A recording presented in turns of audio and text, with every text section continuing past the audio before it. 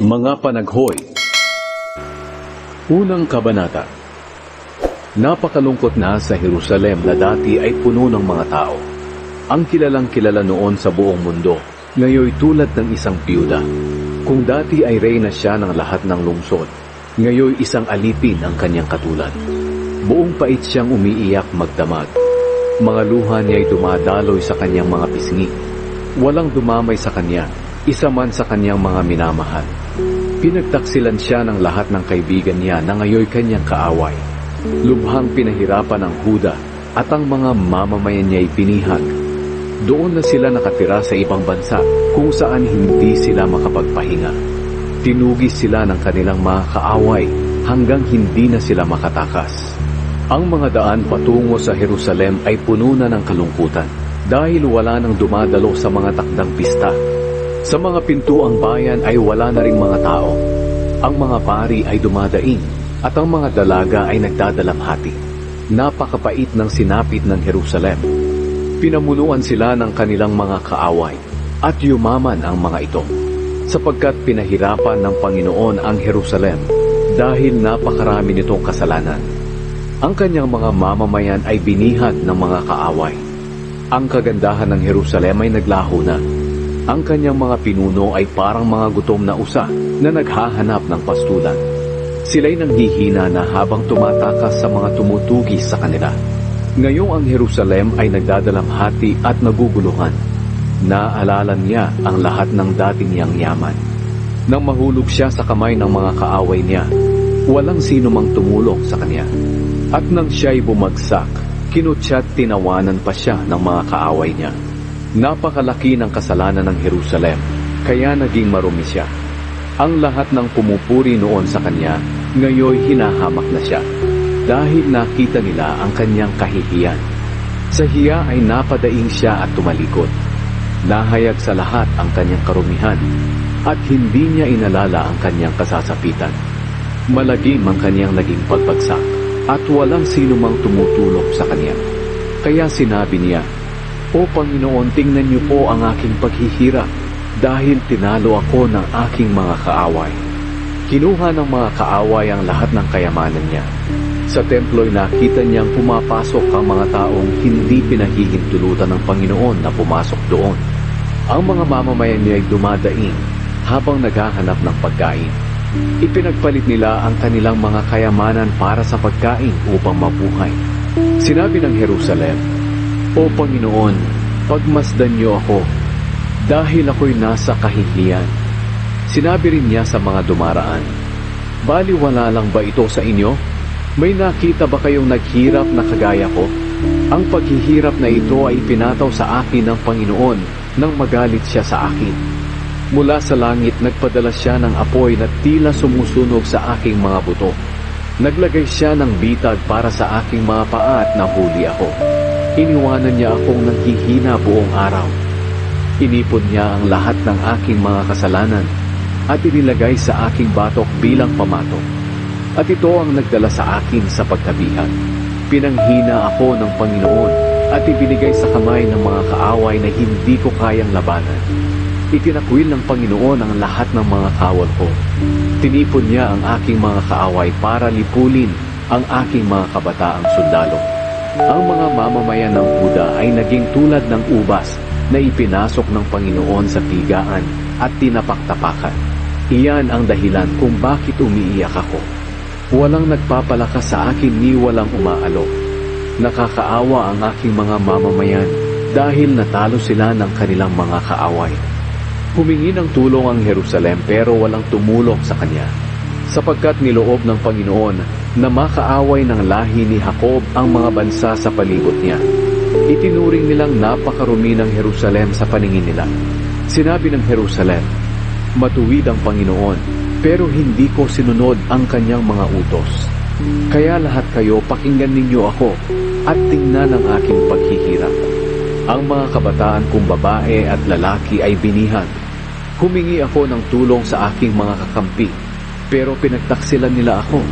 Namatay ang aking mga pari at ang mga tagapamahala ng lungsod, habang naghahanap ng pagkain para mabuhay. Panginoon, masdan niyo po ang aking kagipitan. Nababagabag at parang pinipiga ang puso ko dahil naghihimagsik ako sa inyo. Kabi-kabila ang patayan sa aking mga lansangan, pati na sa loob ng bahay ko. Narinig ng mga tao ang pagdaing ko, ngunit wala kahit isang umaalaw sa akin. Nalaman ng lahat ng kaaway ko ang aking mga paghihirap at natuwa sila sa ginawa niyong ito sa akin. Dumating na sana ang araw na ipinangako niyong pagpaparusa sa kanila para maging katulad ko rin sila. Masdan niyo ang lahat ng kasamaang ginagawa nila. Parusahan niyo sila tulad ng pagpaparusa niyo sa akin dahil sa lahat ng aking kasalanan. Paulit-ulit akong dumadaing at parang mawawalan na ako ng malay.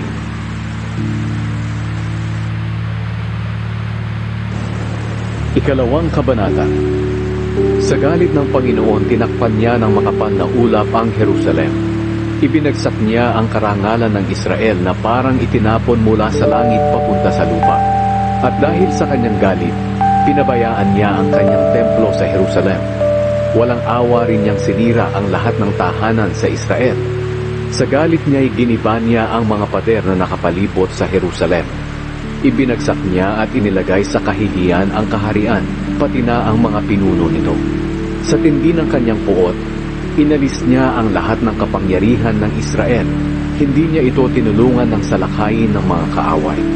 Para siyang apoy na tumutupok sa mga lahi ng Israel at sa lahat ng bagay sa paligid nito. Iniumang niya ang kanyang pana sa mga mamamayan niyang naging parang mga kaaway niya. Pinatay ang lahat ng ipinagmamalaki nitong mga mamamayan. Ibinuhos na parang apoy ang kanyang matinding galit sa mga mamamayan ng Jerusalem. Winasak ng Panginoon ang Israel na parang isang kaaway. Sinira niya ang lahat ng mga pader sa bayan at mga palasyo. Dinagdagan ang kanilang pagdadalamhati at pag-iyak. Winasak niya ang templo na parang isang halamanan lang.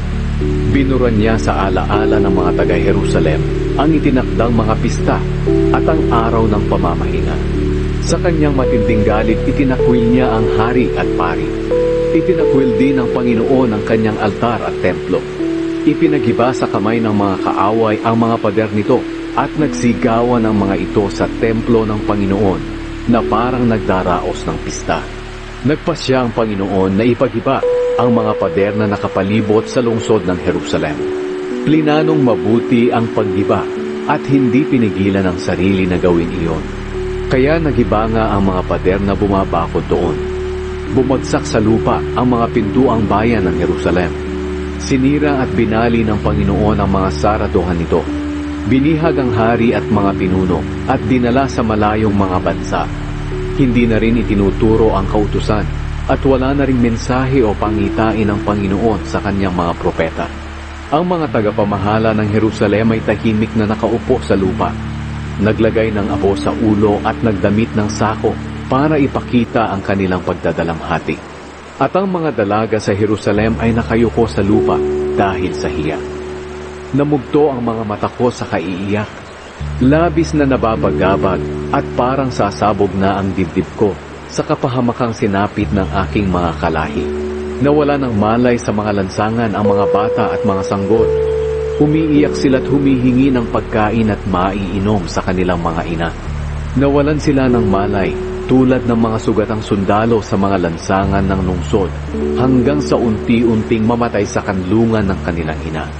O Jerusalem, ano pa bang masasabi ko sa iyo? Saan pa ba kita maihahambing? Kasinlalim ng dagat ang sugat mo. Paano kita maaaliw? Sino ang makapagpapagaling sa iyo? Ang pangitaing nakita ng iyong mga propeta ay hindi totoo. Walang kabuluhan at mapanlinlang. Ang mga kasalanan mo'y hindi nila inihayag sa iyo upang hindi kayo mapihag.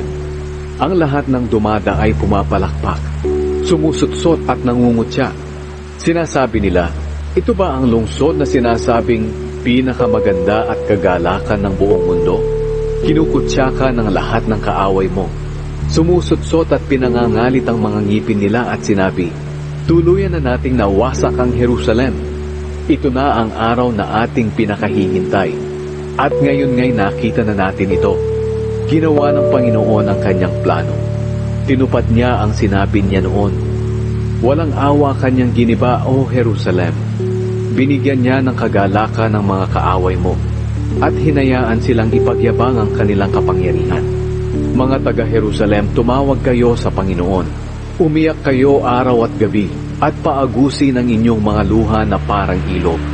Huwag kayong tumigil sa pag-iyak. Bumangon kayo sa gabi, at humingi ng tulong sa Panginoon. Ibuhos ninyo sa Kanya ang laman ng inyong mga puso, na para kayong nagbubuhos ng tubig. Itaas ninyo ang inyong mga kamay sa pananalangin, para sa inyong mga anak na nawawala ng malay sa mga lansangan dahil sa gutom. Masdan niyo po kami, Panginoon. Isipin niyo kung sino ang pinaparusahan niyo ng ganito. Dahil sa labis na pagkagutom, kinain ng mga ina ang mga anak nila na kanilang inaalagaan. Ang mga pari at ang mga propeta ay pinapatay sa inyong templo. Nakahambalang sa mga lansangan ang mga bangkay ng mga bata at matatanda. Namamatay sa digmaan ng mga kabataang lalaki at babae. Sa inyong galit, walang habag niyo silang pinatay. Niyaya niyo ang mga kaaway para kabi-kabilang salakayin ako, para kayong nagyayaya sa kanila sa handaan. Sa araw na iyon na ibinuhos niyo ang inyong galit, walang nakatakas o natirang buhay. Pinatay ng aking mga kaaway ang aking mga anak na isinilang at pinalaki.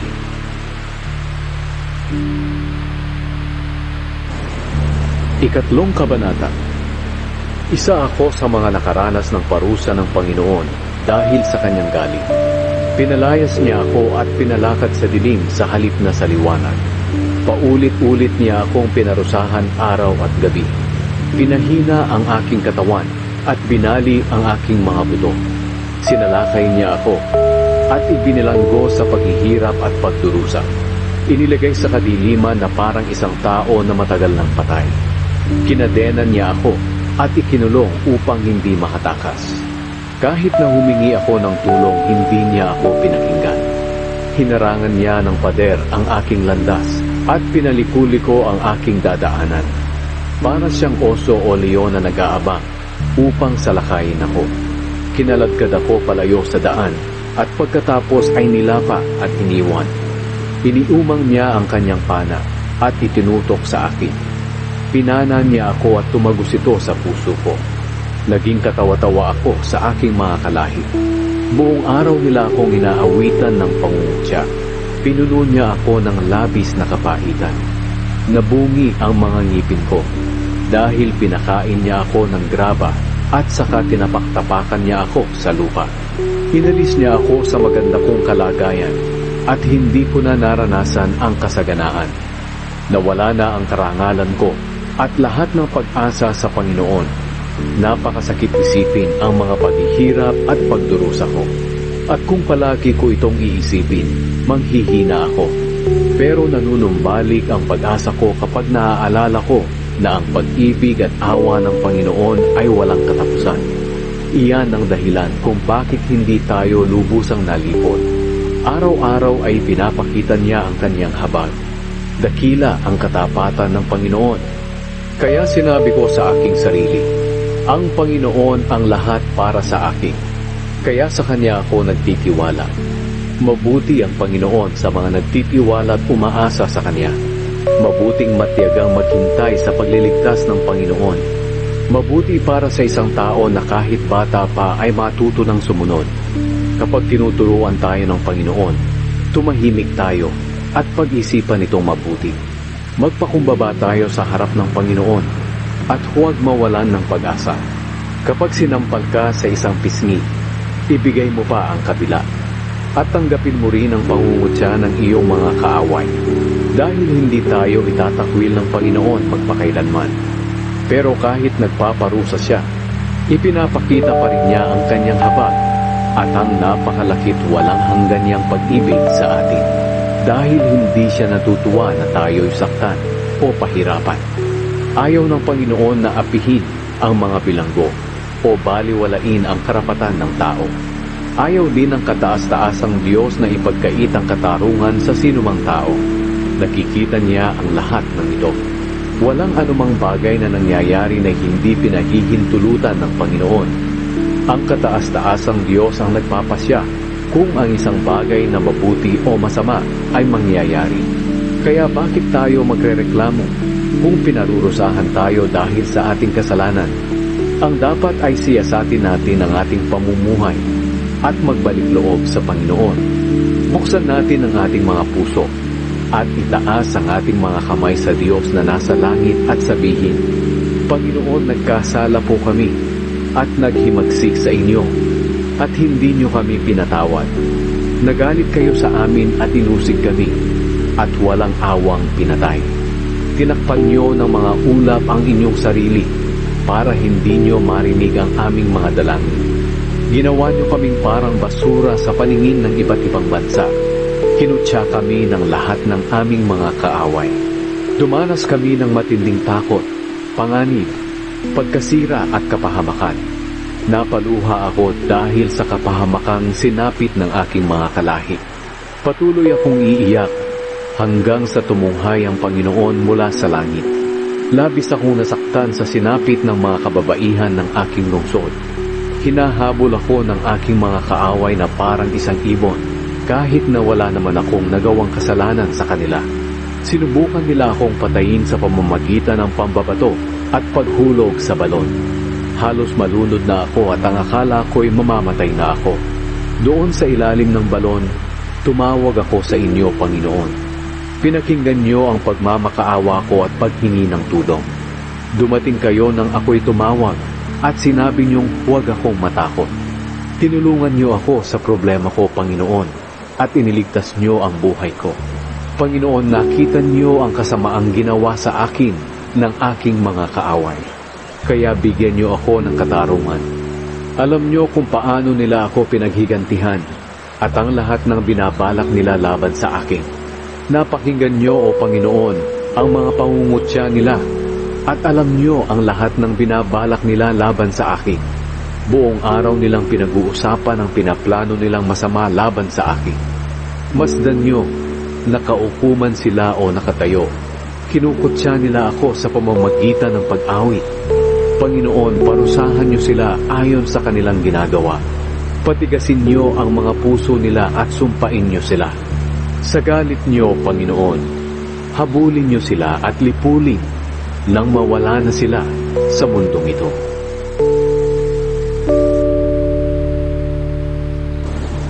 Ika-4 na kabanata. Ang mga mamamayan ng Jerusalem ay tulad ng kumupas na ginto o ng mamahaling bato na nagkalat sa lansangan.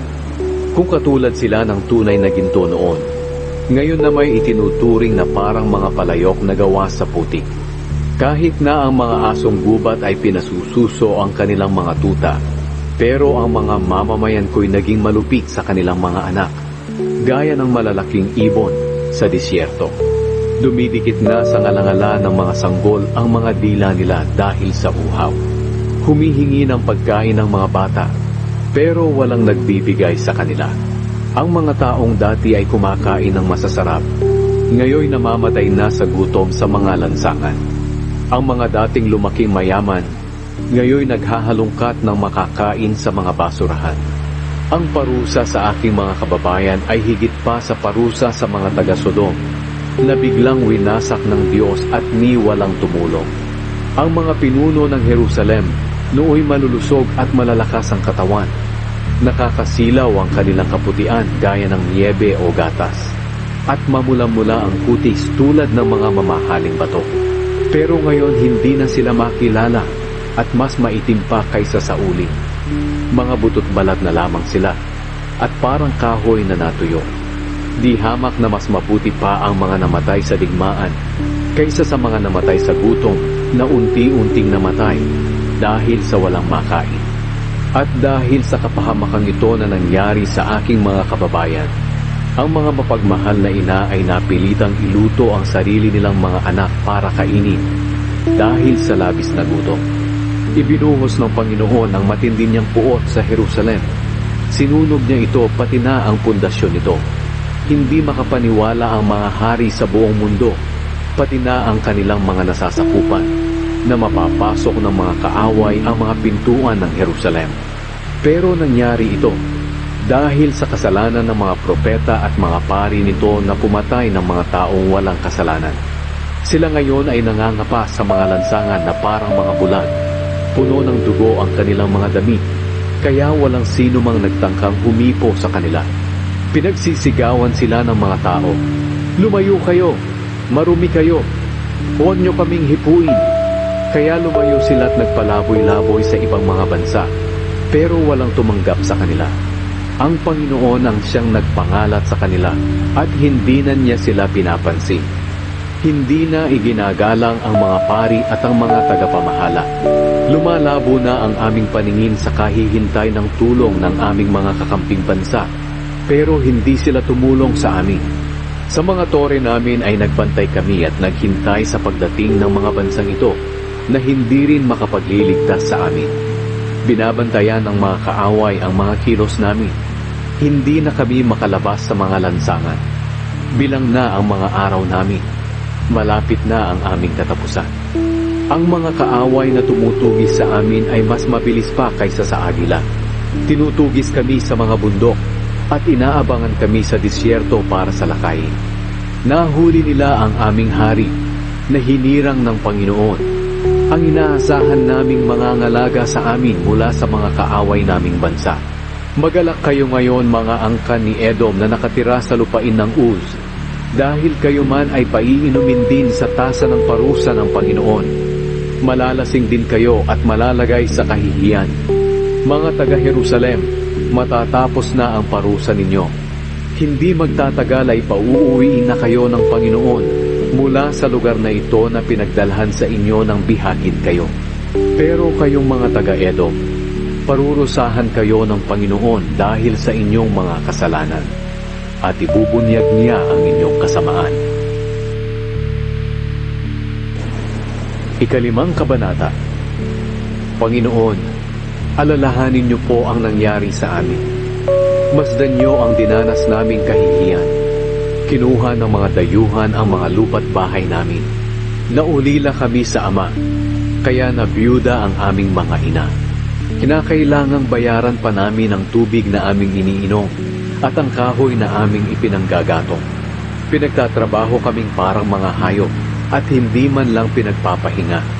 Nagpasakop kami sa mga taga-Ehipto at Assyria para magkaroon ng pagkain. Ang mga ninuno naming patay na ang nagkasala, pero kami ngayon ang nagdurusa dahil sa kanilang kasalanan. Napailalim kami sa mga alipin at walang makapagligtas sa amin mula sa kanilang mga kamay. Sa paghahanap namin ng pagkain, nanganib ang aming mga buhay sa mga armadong tao sa disyerto. Nilalagnat kami dahil sa matinding gutom, at ang aming katawan ay kasing init ng pugon. Pinagsamantalahan ng mga asawa namin sa Jerusalem at ang mga anak naming babae sa mga bayan ng Huda. Ibinitin sa pamamagitan ng pagtali sa kamay ang aming mga tagapamahala at hindi iginalang ang aming matatanda. Ang aming mga kabataang lalaki ay parang aliping sa pilitang pinagtrabaho sa mga gilingan. At ang mga batang lalaki ay nagkandasuray-suray sa pagpasan ng mabibigat na kahoy. Ang matatanda ay hindi na umuupo sa mga pintuan ng lungsod para magbigay ng payo.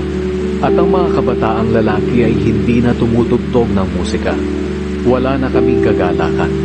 Sa halip na magsayaw, nagdadalamhati kami. Wala na rin kaming karangalan. Nakakaawa kami dahil kami ay nagkasala.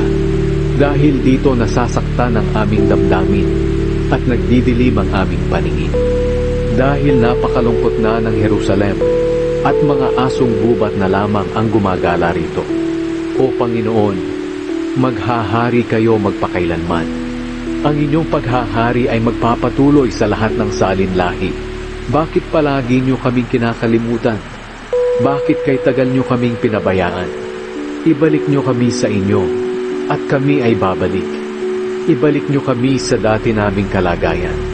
Talaga bang sobra na ang galit niyo sa amin, kaya itinakwil niyo na kami?